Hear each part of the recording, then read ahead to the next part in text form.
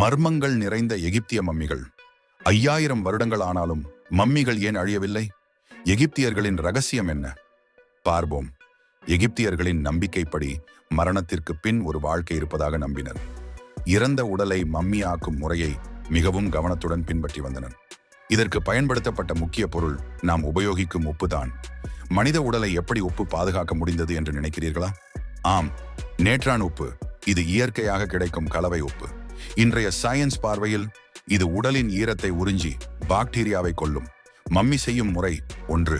உடலில் இருந்து உள்ளுறுப்புகள் எடுக்கப்படும். 2வது 40 நாட்கள் நேற்றான் உப்பில் மூழ்க வைப்பர்.